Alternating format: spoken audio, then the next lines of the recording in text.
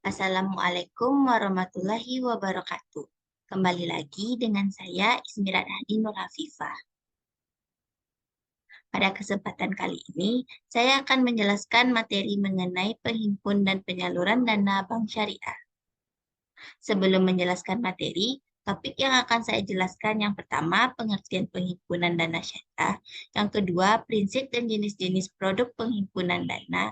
Yang ketiga, pengertian penyaluran dana syariah. Dan yang keempat, prinsip dan jenis-jenis produk penyaluran dana. Langsung saja ke materi pertama, yaitu penghimpunan dana syariah.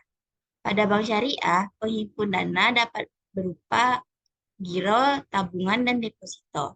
Prinsip operasional syariah yang diterapkan dalam penghimpunan dana masyarakat adalah prinsip wadiah dan mudharabah. Yang kedua, prinsip dan jenis-jenis produk penghimpunan dana. Produk penghimpun dana yang pertama yaitu tabungan. Menurut Undang-Undang Nomor 10 Tahun 1998, tabungan adalah simpanan yang penarikannya hanya dapat dilakukan menurut syarat tertentu yang disepakati, tetapi tidak dapat ditarik dengan cek, bilet giro, atau alat lainnya yang dipersamakan dengan itu. Biasanya menggunakan prinsip wadiah dan mudharabah. Tabungan mudharabah diakui sebagai dana syirkah temporer sebesar jumlah kas atau nilai wajar aset non-kas yang diterima. Pada akhir periode, dana syirkah temporer diukur sebesar nilai tercatat. Produk penghimpun dana yang kedua yaitu giro. Menurut Undang-Undang Nomor 10 Tahun 1998, giro adalah simpanan yang penarikannya dapat dilakukan setiap saat dengan menggunakan cek, bilet giro, sarana perintah pembayaran lainnya, atau dengan pemindah bukuan. Biasanya menggunakan prinsip wadiah dalam praktek perbankan dan mudharabah. Dalam transaksi giro nasabah sebagai penitip dan bank sebagai penerima titipan. Produk yang kedua yaitu deposito. Biasanya deposito menggunakan prinsip wadiah dan mudharabah. Menurut Undang-Undang Nomor 21 Tahun 2008 tentang Perbankan Syariah, investasi dana dengan akad mudharabah atau akad lainnya yang tidak bertentangan dengan prinsip syariah yang penarikannya hanya dapat dilakukan pada waktu tertentu. Selanjutnya, prinsip penghimpun dana.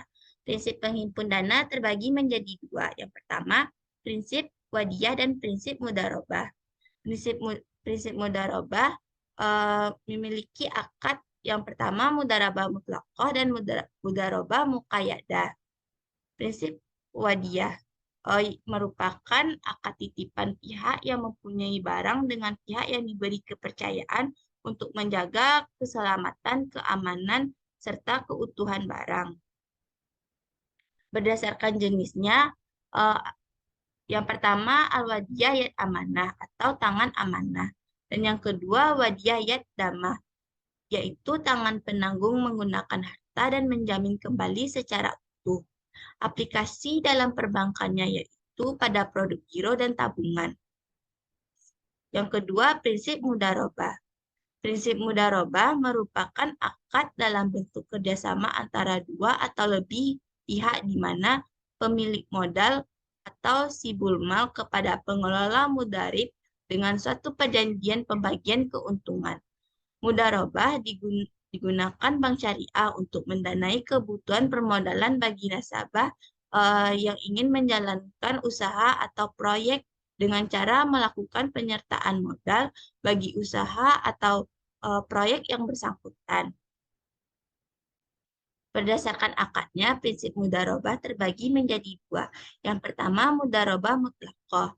Mudharabah mutlaqah adalah keadaan si bulmal memberikan keleluasaan penuh kepada pengelola atau mudharib untuk menggunakan dana modal dalam usaha yang dianggapnya baik dan menguntungkan, namun tetap pada praktik usaha yang sehat dan halal.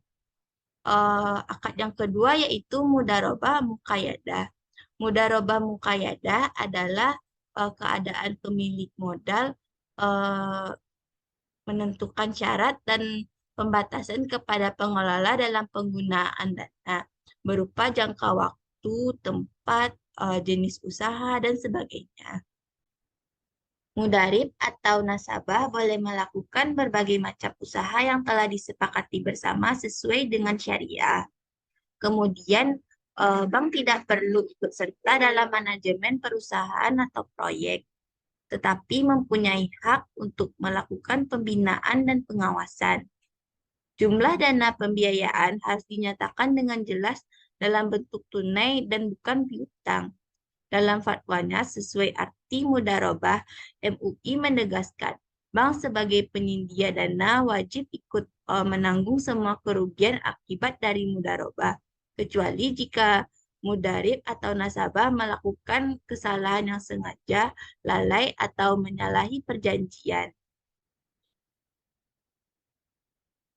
Selanjutnya, penyaluran dana syariah. Penyaluran dana syariah, bank syariah, penyalurannya disebut juga dengan pembiayaan, sedangkan pada bank konvensional disebut kredit. Pembiayaan merupakan tugas pokok bank yang salah satunya memberikan fasilitas penyediaan dana untuk memenuhi kebutuhan pihak yang merupakan divisi unit.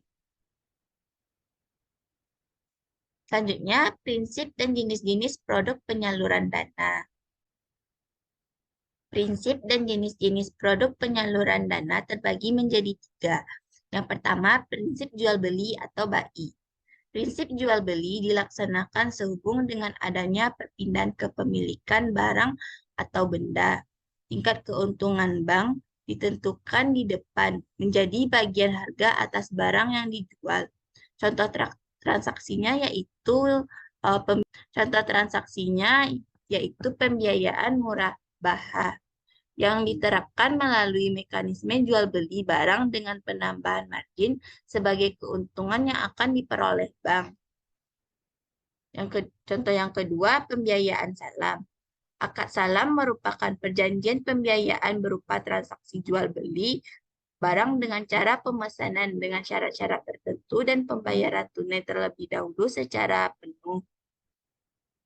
Contoh yang ketiga yaitu pembiayaan istisna, yaitu penyediaan dana dari bank kepada nasabah untuk membeli barang sesuai dengan pesanan nasabah yang menegaskan harga belinya kepada pembeli atau nasabah dan pembeli membayarkan dengan harga yang lebih sebagai keuntungan bank yang disepakati.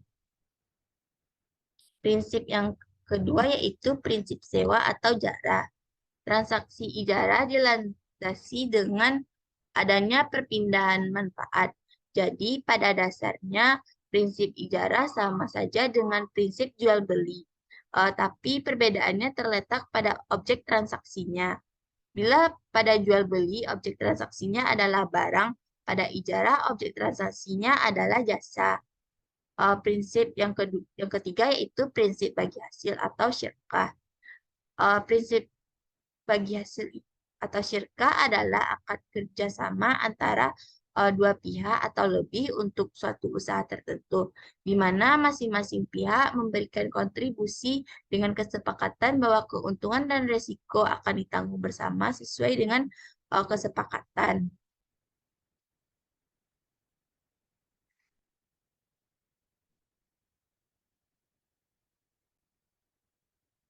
Baiklah, sekian yang dapat saya jelaskan. Maaf jika ada kata yang salah. Wassalamualaikum warahmatullahi wabarakatuh.